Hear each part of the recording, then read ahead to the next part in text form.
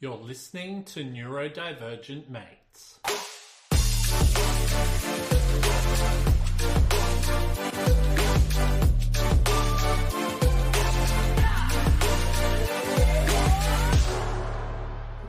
Hello and welcome to another episode of Neurodivergent Mates. I'm your host, Will Wheeler, joined with my main man, Photon John. What's going on, brother? Having one of those Mondays, battling executive dysfunction a little bit. Lots to do. Not a lot of energy to do it. Yeah, I know what you How about mean, yourself? man. I'm Same. stressed. Yeah. I'm very stressed, dealing with some workplace harassment and bullying. I'm not going to go into too much about it, but you know what? It's just not right. You know, I think this day and age, neurodivergent people should feel comfortable to be able to go into a workplace, whichever workplace, and know that they're going to be treated respectfully and in the way that everyone should be treated. This day and age, you know, bullying just doesn't, it's just not a thing, you know, and I think we need to do the best to reduce this and stop it. So I'm stressed, mate. So sorry to start the conversation. I'm having one of those days too, but we plow through, right? Yeah. Hey, I might just ask if you can turn your microphone just down a tad, brother. I can do that. Yeah. That's good, man. I think that's a lot better. But hey, you know what?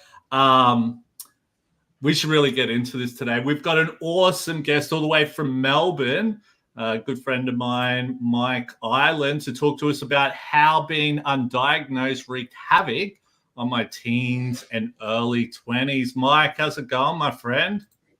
Good, thanks, gents. Thanks so much for having me. This is a pleasure. I think I mentioned before, first time I've ever been a guest on someone's podcast. So welcome.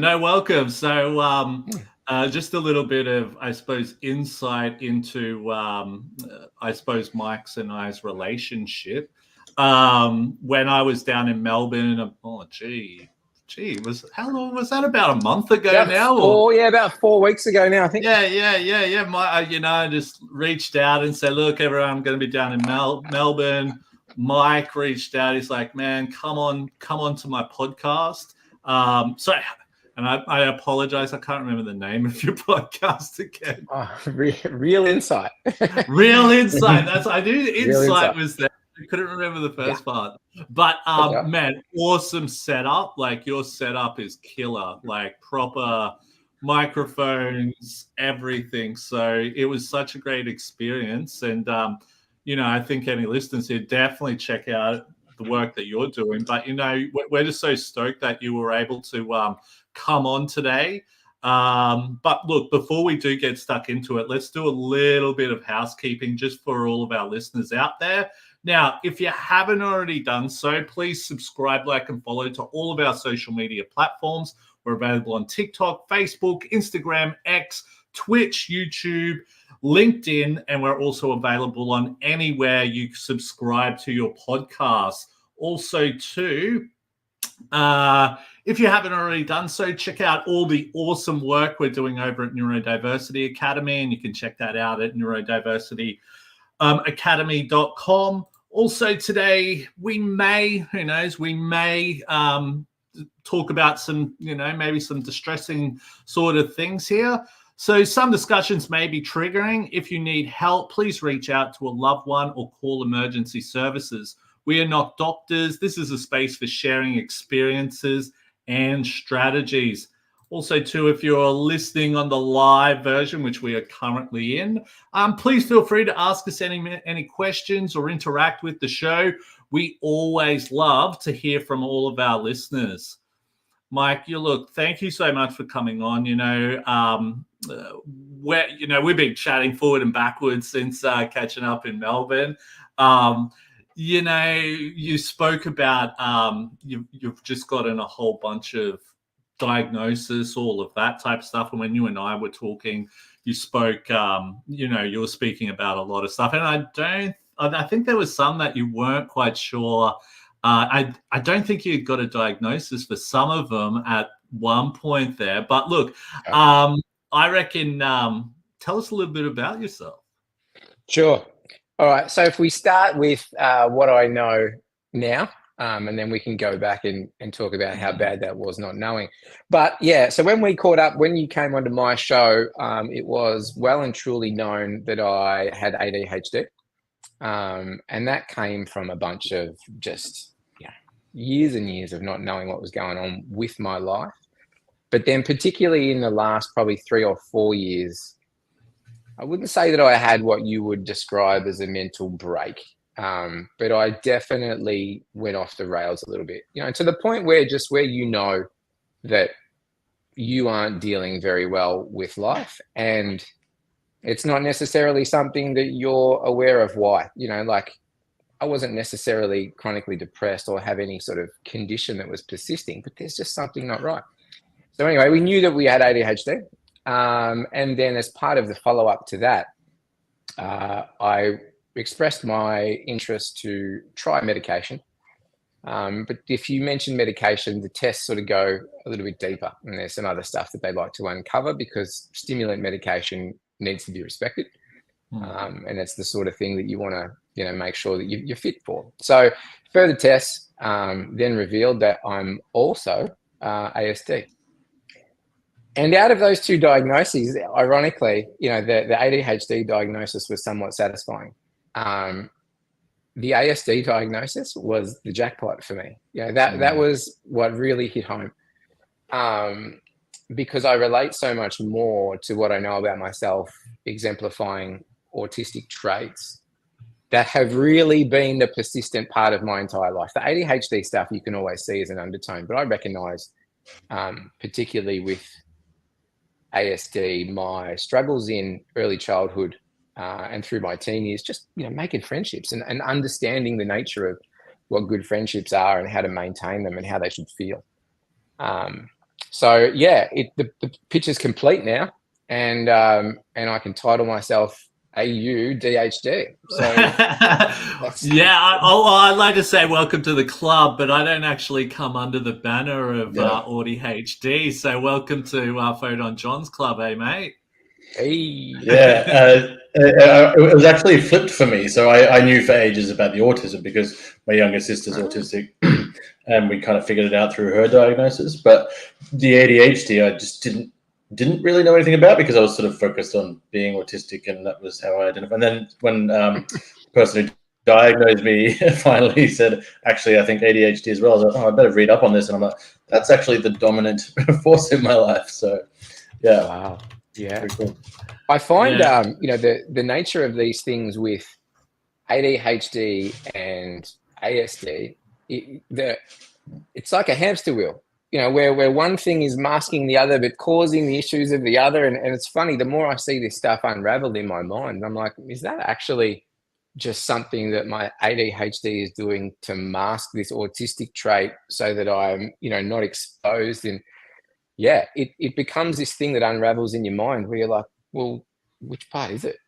Like, what am I actually working on? And you know what, right? Like from both. Well, it's actually interesting knowing, say, yourself, Photon John, and now yourself, Myke, but other ADHDers as well. And you can almost, and maybe I'm wrong, when I've met, say, autistic people, and maybe they have different traits to other ADHDers, I can pick them up a lot easier through certain things, where for ADHD, and maybe I'm wrong, it's almost like the ADHD covers it. So it's hard to recognize. Am I right in saying that? It's 100% right. That's exactly what I'm finding. And so then it makes it a challenge to try and work out what it is that I'm actually addressing today. And because I'm sort of going down the medicated path now as well, I'm 3 weeks into medication. Medication's dealing with some of it. It's actually taking care of some of the ADHD stuff, but then in turn, the ASD stuff really starts to scream through now because the ADHD is being dealt with.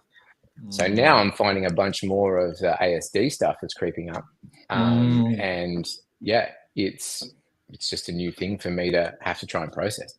Yeah, that would be a complete. And Photon John, I think you've said something similar in the past. How some people, especially once they got onto medication, for example, they actually didn't like it because it did change maybe a lot of the things that. And look, this isn't me saying, "Hey, get off medication" or anything like that. This is a conversation. Yeah, totally. Where it quieted the brain where they wanted that. And even if we look at who is the bloke who used to be married to what's that famous rapper? He's really out there. What's his name? You don't narrow it down a whole lot. Oh man, what's his name? He's like, and his wife, who used to be his wife's. They've got this famous TV show, and there's 3 sisters, and the sister's father was Kanye West. Kanye West, yes. Great. Yeah, so we're there we go. That's how ADHD mind's gone into a full blank there, right? I think with Kanye West, we've heard that he he's bipolar and all of that he doesn't use his medication because apparently it distracts him from being able to be creative and stuff like that. So it doesn't work for him, or it probably works, but I mean, like, it doesn't work in regards to his music type of thing. It's a balancing act. I think it works for some too. Sorry, John. I was just going to say, I think it works for some, but not others. Yeah. And I think it's a hard adjustment too, right? Like, you've been living this way for 30 odd something years. I got my diagnosis at 44. So 44 years of living this way, and then all of a sudden something changes. And so you're like, well, what now?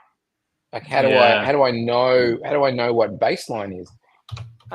So I think, and what I've stuck with during all of this process is, the need to stick to talking therapies as well. So, yes, there's medication. Medication's not going to fix everything, right? So as part of my treatment plan, I catch up fortnightly with a psychologist and we talk it through, because there's plenty of stuff that still needs to be talked about. And then I've got an ADHD coach as well that's just sort of teaching me the bits and pieces to make my day a bit easier on myself. So it's a full holistic treatment plan, right? And I think, that's one of the things that I think a lot of people get caught up in thinking that, once I get my diagnosis, if I get medicated, then I'll be fine and everything will be cool. A lot more to it, yeah. There's a lot more to it, man. And there's actually, again, there's a little bit of like, okay, it's great to move into the medication thing, but then there's also a bit of okay, well, this actually needs thought and exploration as well. It's not just flip the switch and we're all good. So yeah, it's a bit of a learning process there. Yeah, no, it's true. It's just, and it was actually interesting. I went out for breakfast, or brunch, I should say, with my wife and one of the new advisory board members for Neurodiversity Academy and his partner. And, she was talking about like how she's really getting into like other therapies as well. So, for example, I remember I went to this conference and I met this guy who does like surf therapy. And it's like, yes, you can be on medication, all that, but these other things can be really beneficial as well, if that makes sense. You have to do everything you can to try and, I don't want to use the word normalize, because, normal can be a tricky word in our environment, but to make your life more baseline for you.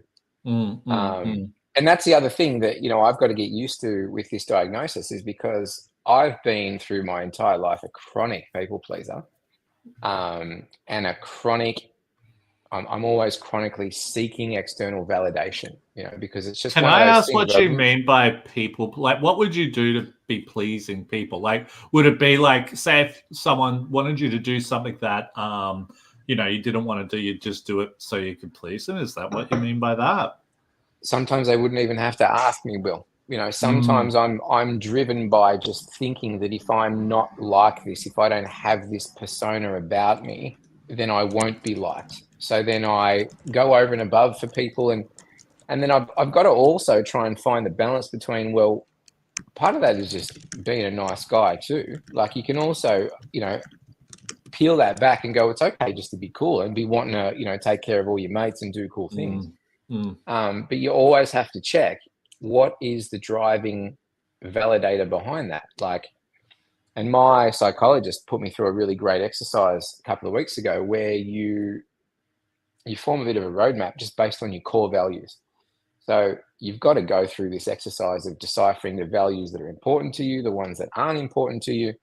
And then you try and build, like, you know, this pyramid of what are my core values. And so then checking in with those values consistently when you're making decisions that you would have normally done on that impulse, because I'm either thinking I need validation or I need to serve. If you're always just touching those values and going, okay, if I'm aligning with at least half a dozen of these values, it's the right decision. But if I'm not, and I'm still wanting to go ahead with it, well, then I'm being driven by something that isn't me. Yeah, totally. No, interesting stuff. What we might do, we might just move forward because we do have a few questions that we, you know, and I think we're going through some really great stuff. But you know, tell us a little bit about, you know, the work you do, especially in the neurodiversity community. We've spoken about your podcast, all that. You know, what was the whole, I suppose, drive behind that and all of that? Well, I've always been in technology, and it's one of those things where if you were to ask me what I want to do when I grow up, I still couldn't tell you. I've always been very unsure of the career that I wanted. So I tried to at least make sure that I, again, natively stuck to some values. I've always loved technology. I always loved music. And I'm like, so what industries align with that? And music production was the thing that I landed in.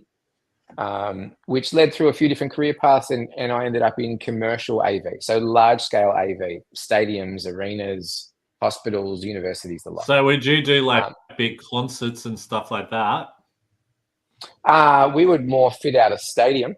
So like Marvel Stadium, for instance, like the PA at Marvel Stadium is something that we look after. Wow. Oh, wow. That's crazy. What bands have you done then? Oh, I don't do. I'm a complete back of house guy, man. I'm the guy that builds the systems. I don't do any staging or mixing or anything like that. But it's for like big like concerts, right? Corporate AV. Yeah. So more so if you went to like Star City. Yeah. If you're in Star City and you're in one of the big entertainment rooms or the big conference rooms, that's the sort of stuff that we fit out. Okay. Yeah. Cool. So you spend a lot of time at conferences then? Always like within the understanding of how AV is used in an environment. Yeah. So nice. Now I made it through various executive positions, heaven knows how at this point. But now I'm a director of technology at the firm that I work for. And I tell an interesting story about this because it's cool in how this came about. I talk about 4 years ago how my mental health 100% went off the rails. And I was working for an organization that wasn't necessarily the best organization for me, I would say.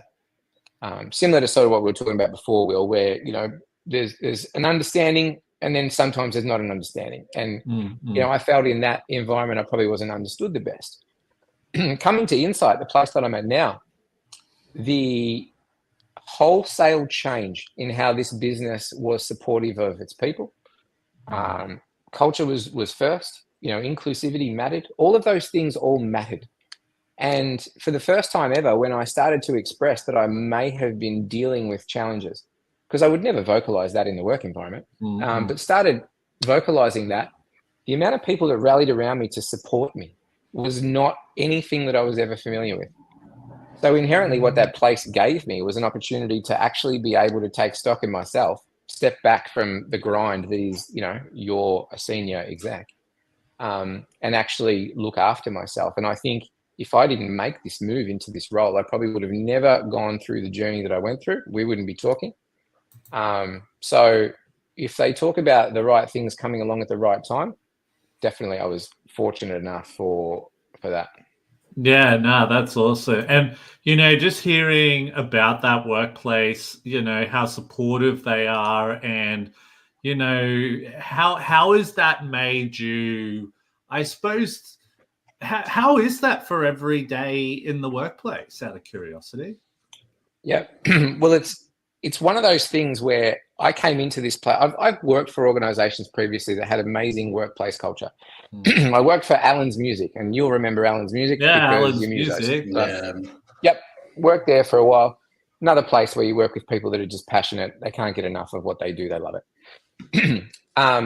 But in the sense of coming to this place, it's then inspired me to do a bit more around my neurodiversity because this is all new for me. Again, I've only known about this for a year, but I thought, well, I know how hard it was for me, and I know how much pain I went through, not knowing what was wrong with me, but also never feeling like I belonged or was supported. So it became a thing where I'm like, okay, this can cripple me, or it can give me another power to wield out in the world. And so my decision was that.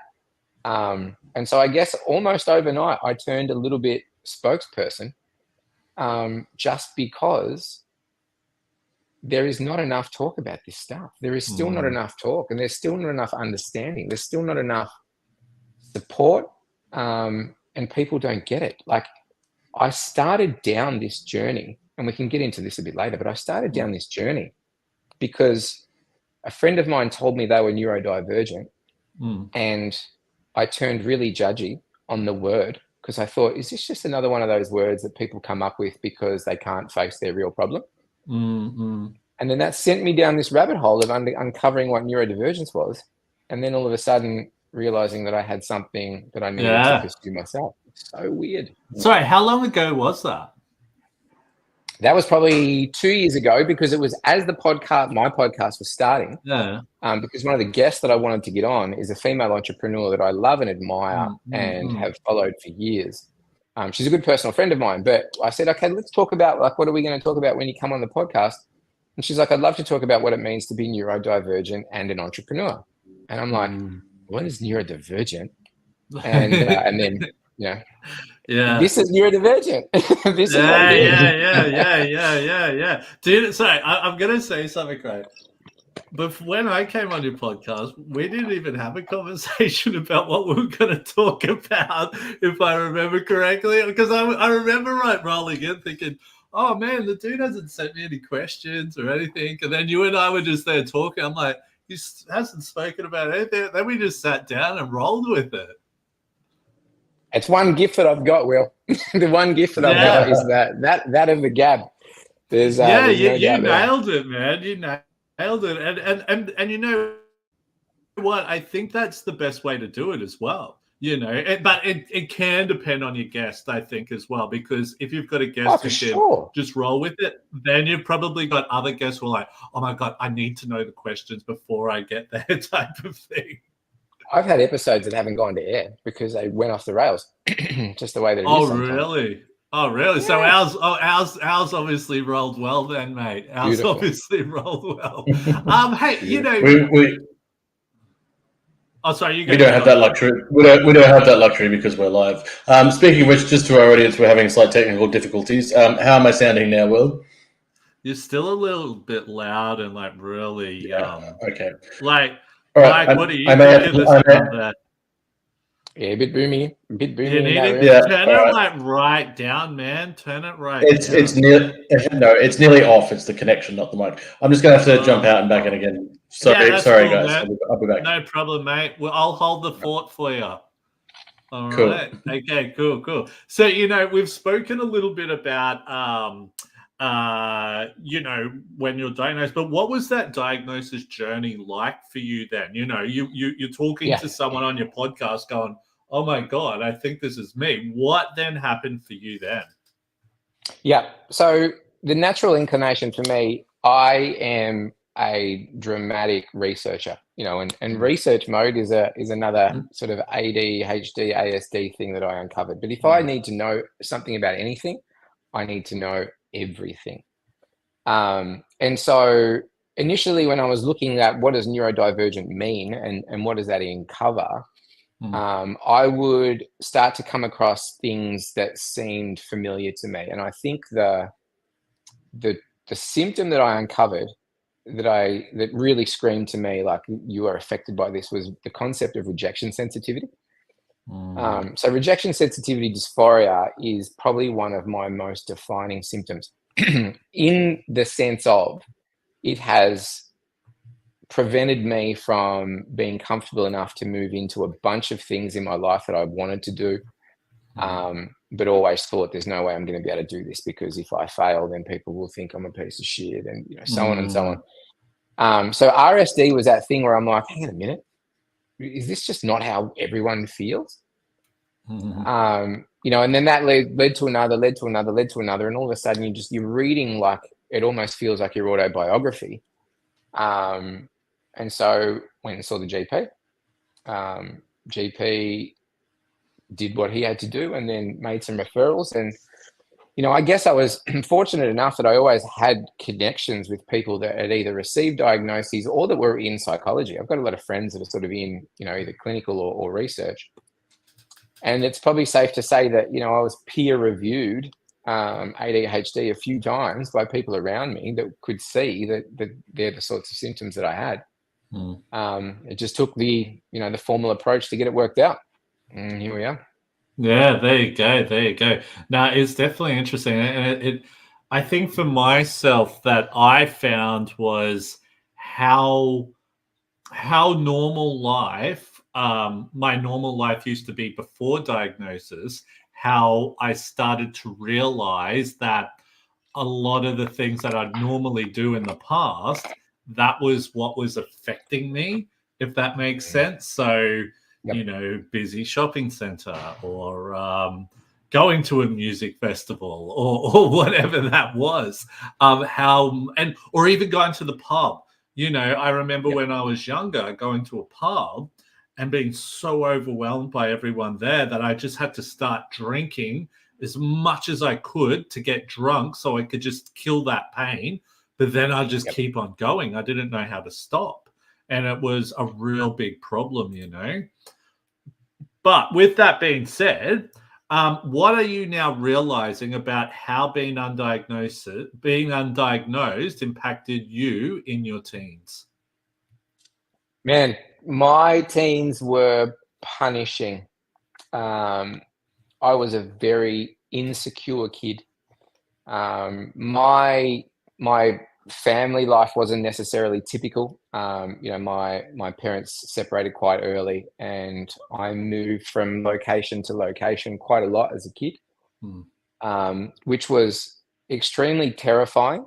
When you don't necessarily have a big family or a big community around you, you always feel like you're facing that alone. But I could tell now, looking back at ADHD and its influence on those actions, every time I had the opportunity to move, either start a new school or move into a new class at school, because I was so disruptive, I got moved around quite a lot. It always presented as an opportunity for me to reinvent myself. So what I would do would be look back on the last appointment, the last school or whatever I was at, all the things that people liked about me or didn't like about me, the stuff that I said that, got good feedback, and the stuff that and I would refine my character to a point where if I go into this next school, I'm going to be the person that they actually want this time. And I would drive myself crazy, man, trying to please everyone, trying to people pleasing once again. Yeah. Yep. And then, you also have that other thing that's going on whilst you're undiagnosed at school, which is, you're always in trouble. You're consistently distracting. You are class clown. You won't settle down. We spoke about this on my show. You get tarred with this brush that is, you're just like an uproar. But then you're also put in this environment where I can do really well at what you tell me to do. I'll do it that well that I'll do it in 15 minutes. But the trade-off is you're then going to make me sit in this room for 50 minutes with my mouth closed, and that just doesn't work for me. Yeah. It's like pain. I think we even said this on your podcast. It's like pain. It's torture, man. It's just and so torture. Then you want to then continue to seek that attention and that validity. And so, you know, I was always the kid that got attention by doing negative stuff. And it wasn't until I had one teacher, you know, the one woman, Jeannie Young was her name, and God bless her. She's passed away now, but she was that teacher where every other teacher just wanted me gone, or, you know, they just couldn't be bothered with the problem anymore. She was the woman that decided to sit down and say, mate, there's something that you're really good at, and it's not just being bad. And she could see through it. And she was the one that sort of put me on the path to, and I credit her with my ability to speak publicly. She made a bet with me in year 11 where she said, if you can pull your head in and do well, and I don't mean you need to get A's or anything like that. I just don't want to see you doing the same stuff that you do every year in year 12. She goes, I will put you on stage as the valedictorian. And I'm like, I couldn't think of anything better at that age than being the focal point of our graduation. So I did it, and I got the gig. And I credit her for that, because again, she was that one woman who decided to just look a little bit deeper and go, kid's got skill, just doesn't know how to use it. And it's a good, and you know, look, I had teachers who were the exact same. They would definitely, don't get me wrong, if I was doing bad stuff, they would definitely tell me off for it. But it was like they knew how to build. I knew they respected me, and I respected them back. So if I did do something wrong, I'd be like, come on, Will. And you're like, yeah, man, I can't not do this, because this is the person who's doing really well for me. And a lot of the time when I had those teachers, I really thrived.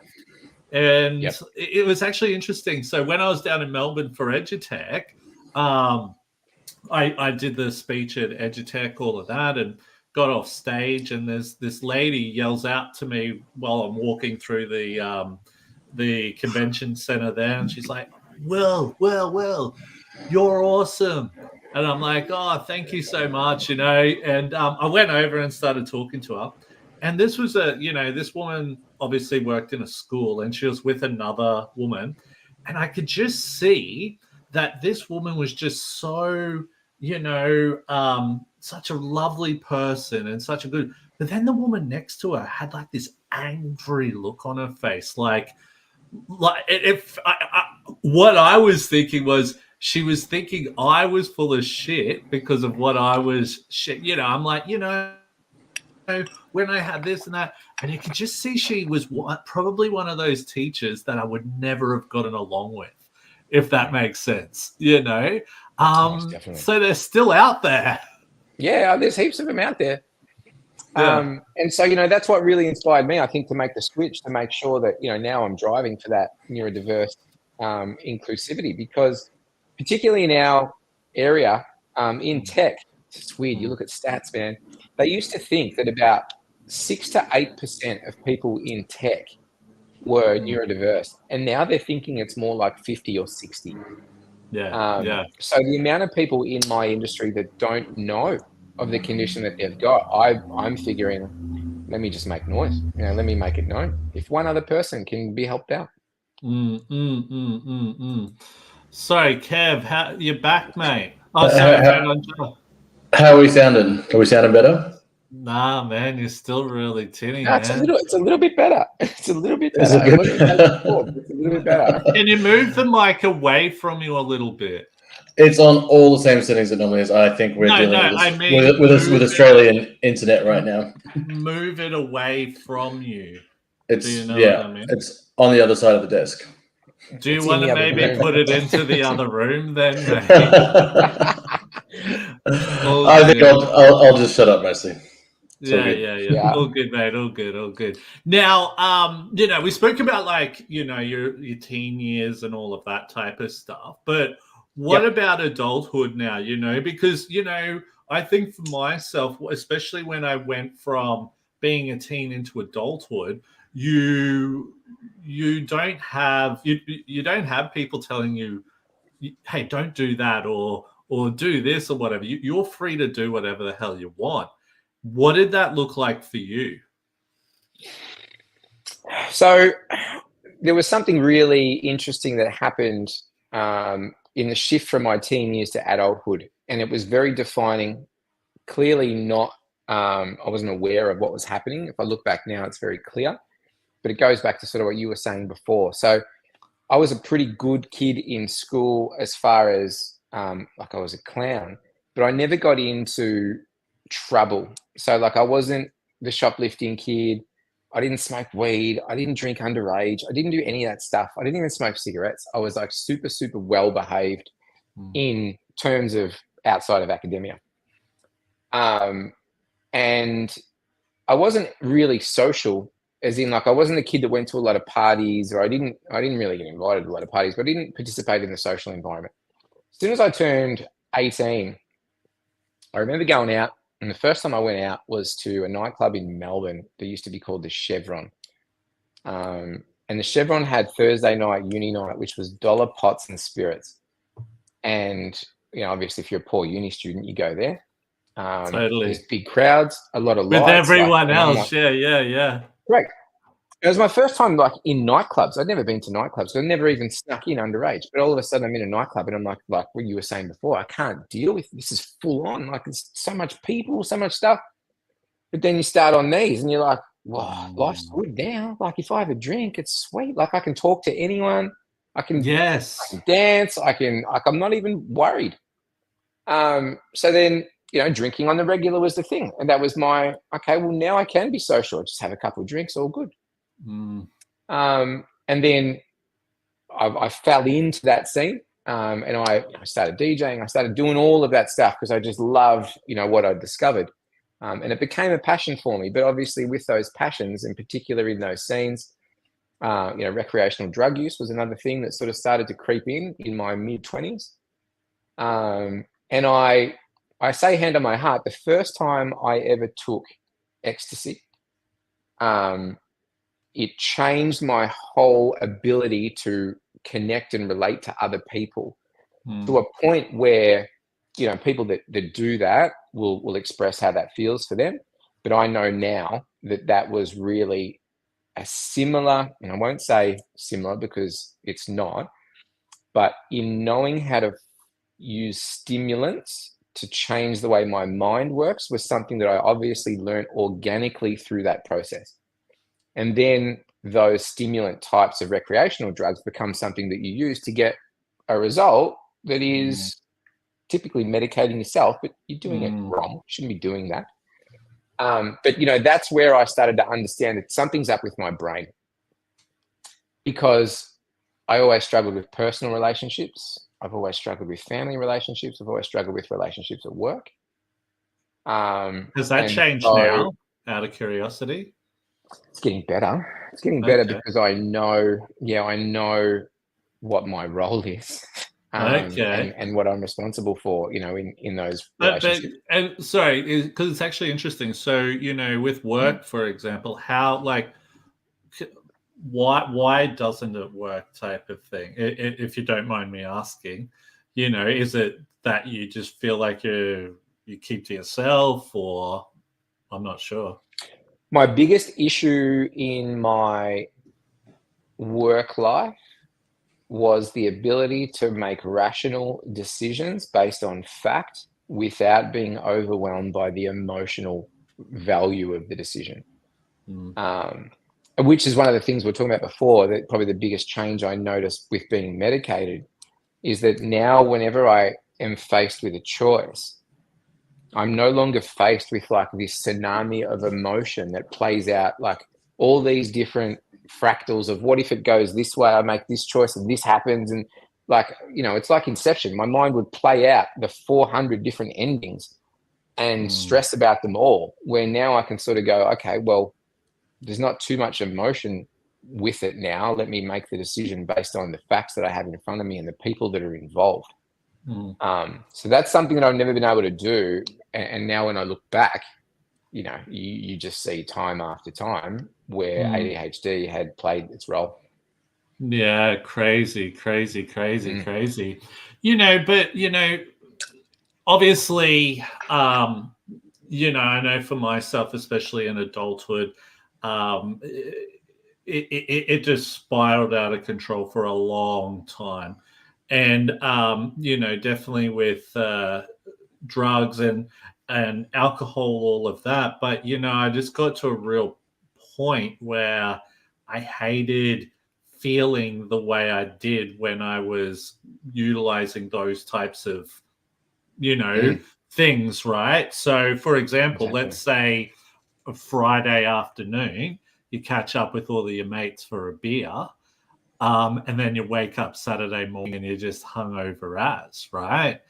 Yeah. And I remember like having a Friday night where I'm like, you know what? I'm just going to watch the cricket tonight, for example. All of my mates were sitting out the back, just pissing on and all of that. I said, you know what? And they were out there and like, hey, Will, you coming out? I'm like, no, I'm just going to sit here and watch the cricket. And then I'll never forget waking up the next day and being like, oh my God, I'm going to go and pay my bills. You know, because back in those days, like you would have to like pay your bills at the post office or whatever like that. And like just the feeling of being clear-headed, it was almost like a drug within itself. I think neurodivergent self-medicating with alcohol and drugs too can be a bit more extreme than your neurotypical person using those things. So hangovers can be worse and you go a bit harder. And yeah, totally. And the thing that always used to happen to me too, that like it was weird because I couldn't understand the philosophy behind it. But whenever I was in those circles and under the influence, particularly of a stimulant recreational drug, I could do amounts of that stimulant, and all my friends would be like, dude, have you done anything? Like, because you seem normal. Like there's and I would feel normal. Like I would actually sit there and be like, I can think clearly. You know, it was such a weird experience for me. But you know, an early indicator that there was just something not quite right with the chemistry of my brain. Yeah, totally. It's definitely interesting how it works. But what were some positive ways that neurodivergence impacted your early years? You know, did you see some, and maybe going into your 20s as well, you know, what was, and you know, I think when Photon John and I were putting these questions together, I think a big thing for me was, you know, I got into a band. I was very creative with writing. I would do things a lot differently to others.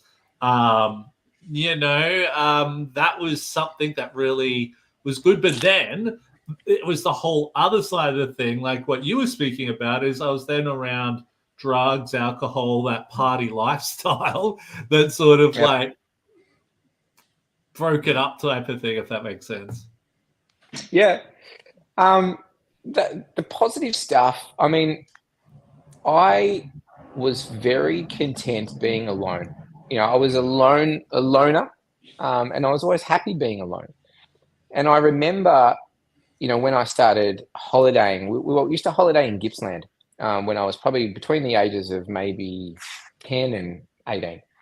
And it was one of those places you would go to. It's a caravan park, and there's a lot of outdoor activities, and kids are riding motorbikes, and you know, dudes are going off adventures in the bush and water skiing and all that sort of stuff.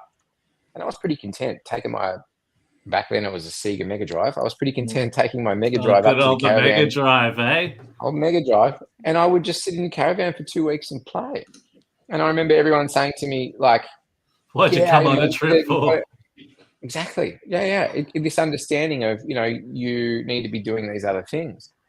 But I used to love what I loved. And the thing that I remember as a kid was if I loved something, man, I was so in love with it. And I used to love playing video games. I used to love just watching my favorite movies as a kid over and over again, listening to the same music over and over again. You know, I started collecting comics when I was in year 7, and then I started collecting figurines, and I became obsessed with Star Wars. And you know, it's just like my obsession with things I actually love. You know, I love that I'm driven to know so much about some things sometimes. Like I walk around with so much useless knowledge in my head, but sometimes someone can say something and I can drop comment and jump in on that conversation as if I know what I'm talking about. Yeah, I know love that. I know one of my favorite things was just to take drugs and watch Train Spotting, and I would watch that like 3 times in a row in a night. And I would do that most weekends, if I wasn't out doing stuff. And it was it never even occurred to me that it was a bit strange until my friends were like, "Hey, normal people don't do that, right?" Oh, okay. Well, It was The Matrix for me. Yeah. Or The Matrix was that show that I just. Yeah. Or sitting there like early hours of the morning, coming down, watching Rage. Oh. Did you ever do that? Like, oh my God, I just think about that. I'm like, cringe. Yeah, and if you couldn't get to sleep, you were up long enough to then watch Recovery, because Recovery would come on at about 8 or 9 in the morning, and that's when you knew like the whole day's a waste now. Yeah, totally. So what was the catalyst for you getting a diagnosis? I think we actually covered this before, so we might move on from that actually. Yeah. Now, your diagnosis is recent, so what are your takeaways so far?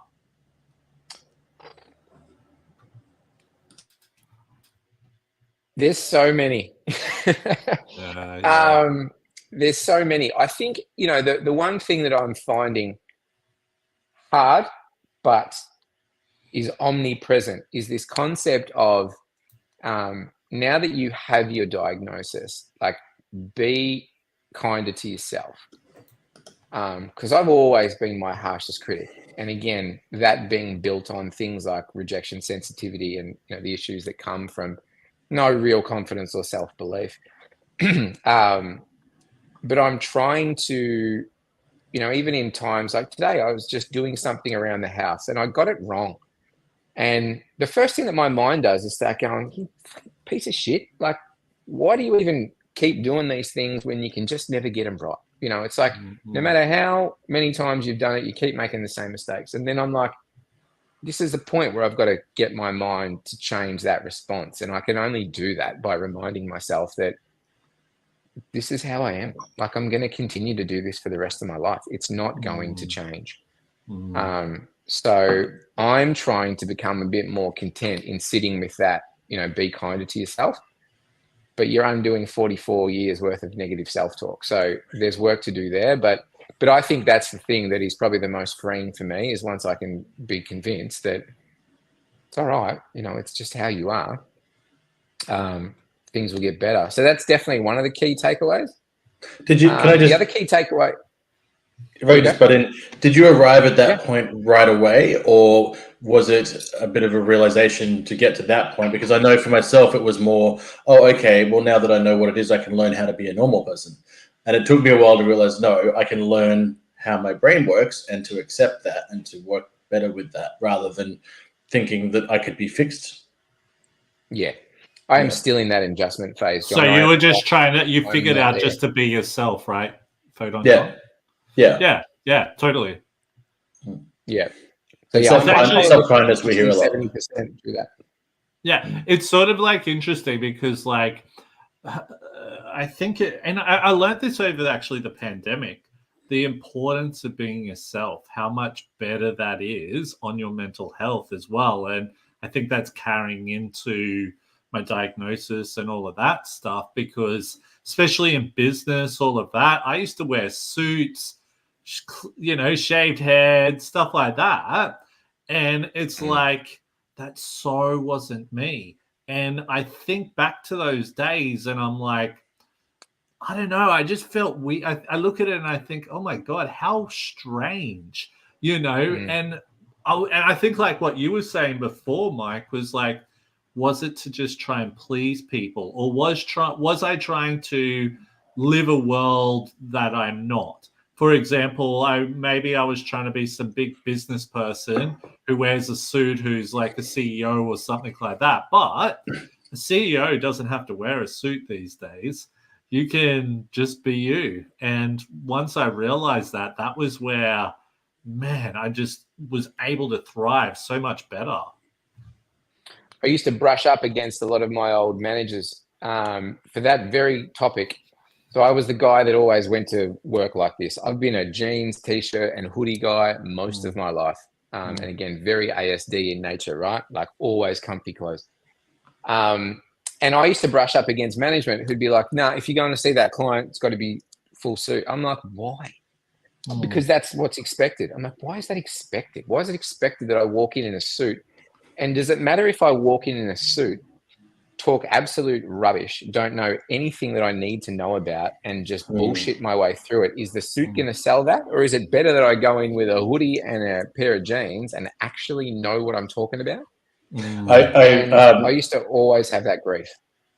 I've had this experience lately with rebranding my business and calling it punk digital instead of proper digital. And it came to me when I was getting my knuckle tattoos, and it was running through my head like, oh, what are clients going to think about this? And I was like, you know what? No, I need to be more myself and more like this. And they might look at me sideways when I come in the room, but once I start talking, they can see that I know what I'm doing. And I get that freedom and that stress relief of being myself, you know? And that's the gift. Again, that's the gift that I've been afforded with this employment. Though I have worked for other employers that were very supportive and encouraging and things like that, never have I been in a business where you were so invited to be yourself. But then I'm also aware too that, like, you know, at an executive level, there is a little bit more opportunity to be yourself, right? Because you're sort of setting the standard. So at that point, you know, that's where then I also lent right into that diagnosis, because, well, now I can actually set an example as to what it means to build an environment for people to thrive. Because I've got inside knowledge, you know, for the first time ever, I've got inside knowledge in what it's like to be of neurodivergence, simply just having lived a life that way. And I've never just naturally known something.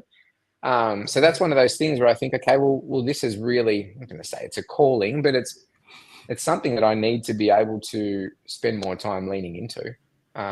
Otherwise, it's a waste. And you want to anyway, because you remember your own experience being undiagnosed for so long, and you don't want to see other people have to go through that. And the only way that changes is through conversations. Correct. Yeah, no, and it's true, because how many, and I don't know about you guys, but I am coming across so many people now who, just because I'm talking about certain things or I'm open about certain things, they're learning a lot more about themselves, and they're going, oh my God, I think I'm this now. And then they'll end up going, get tested, all that, and it'll come back that they're ADHD or they're ASD or whatever mom. That is. Yeah. What about your mum? That's her experience. So through my sister's diagnosis and my diagnosis, she got to her own. Oh, really? And now she's learning through the podcast and just knowing me, and yeah, it's great. Great to see. Oh, nice. It's definitely. Yeah, I get a stack of messages now. Like, you know, I'm pretty vocal on LinkedIn, because LinkedIn can be a bit dry, particularly in our community. You know, people don't necessarily do a lot of talking about that. So I've made a point to really be loud about it on LinkedIn, and I get people messaging me. Some of these people I've known for 10, 15 years, and all of a sudden they reach out. They're like, hey, just wanted to ask you some questions because I've got a son, you know, that is showing these sorts of things, and what should you think I should do? Or, you know, did you relate to this when you were a kid? And just little things where I'm like, okay, well, I'm just going to keep doing this because it seems to be working. It's actually that's so interesting, because whenever I'm talking at conferences or whatever, you know, I'm open as, right? And it's the parents after I get off stage who are coming up to me and they're like, oh my God, thank you so much for speaking, because that's my son. My son's growing up. We're really worried about, you know, what's next for them in regards to what education to do, in regards to higher learning, all of that type of stuff. And I think that's where it's really beneficial to speak about these things. And I think as well, by speaking, it's not forcing people to have to disclose, if that makes sense. They just might feel more comfortable to want to disclose then, if that makes sense. Yeah. Or they run into you at, you know, an event 3 months from now, and you're just that person that they can gravitate to and go, hey, you know, you got 5 minutes? I just wanted to ask you something. It's so interesting, because it's like, when I do meet people who either ADHD, autistic, or whatever. We just seem to. It's like this. We just instant. Like it was like when you and I met up, right? Like to tell you the truth, right? Like when I met up with you, I drank coffee. Now, I hardly ever drink coffee, and I was on edge when I saw you, mate. I was like, oh, my God, how do I calm down? Because I hardly ever drink coffee. And it was only because I'd flown down really early in the morning that I was like, you know what, I think I might have a coffee. But, yeah, it just put me on edge. So I was on edge when I was with you. And but that's the thing. It was just like, oh, we just clicked. And I think it was good because we were speaking before we went on the podcast, and it was more sort of like, oh, let's just move it to the podcast now, and then it just flowed type of thing, and no, you go. I was going to say, I've got a story that I wanted to capitalize on that too, because you talk about in the vein of neurodivergent people clicking, and this is one of the things that when I got my diagnosis, my mind went back. And I went back to a point where I'm back at this caravan park that I used to holiday at, and I'm probably 13 or 14 years old. And like I said, every year upon year I would go there, and I wouldn't necessarily click with anyone because they were all very different. I remember one year there was a new family had come to the caravan park for the first time. There was a kid, Aaron. Certainly his name was Aaron. He had a younger brother. Aaron and I became mates instantly. We didn't even know each other. And we became mates because we just had all the same little things that we liked to do. And I thought, this is great. I'm going to love coming here again because now I've finally got a friend. And I remember about 4 or 5 days after I met him, we were just riding push bikes around, and we were at the front of his caravan, and his parents came out. And his dad came up to me and said, oh, hey, it's really nice to meet you. We really appreciate you spending some time with Aaron because Aaron's got ADD and it's hard for him to make friends. I had no idea what ADD was. I'm like, I don't know what you're talking about, dude. Like, I don't know what the jam is. Like, he's a cool kid, and I'm hanging out with him, and we're having a good time. Like, whatever. But then, that's like, a weird later thing on to through say years, to a kid, actually. Yeah, but later on, like, I started always going back to that moment, being like, what do you mean by ADD? And then, like, you learn all these different things. And then when I got my diagnosis, I'm like, well, of course, it makes perfect sense. It was the only kid that I could connect with. Yeah, it's interesting. Hey, it's interesting. What was that like for you, Photon John? I can't think back. I was just trying to think back then because I don't think I ever have to whether any of my friends were neurodivergent, but they probably were. Some of them. I hang out with the weirdest of the weird kids. Was definitely the metalhead punk kid in school, hanging out with all the other. Hang on. Sorry, I need to sort of say this is totally unrelated, and this is just my ADHD brain. Wait, did you guys see the stuff with like Jane's addiction on stage? Oh yeah, yeah. Oh my God, Perry's like 65 years old, and he's trying to punch on with Navarro. I know, man. He just he was pissed, man. Hey, he was. Barry Farrell is a tripper. Is he? Have you ever watched any interview with him? I've never watched interviews. I've seen him live, but I've never watched interviews with him. I was going to say, if it's not proof of the simulation, at the same time that you've got Oasis reforming, you've got Jane's addiction breaking down on stage. It's like, what is happening? It's so weird. Yeah, it was weird, but you know what? That was just a random thing that came to my mind. I think the reason why I wanted to share it was because Photon John, you always talk about you were the weird kid or something like that, but then for some reason you'd always talk about Smashing Pumpkins, how you would always connect with people. You know what I mean? So I was like, oh, hang on, Jane's addiction, you know? Yeah. But music got me through a lot of that weirdness.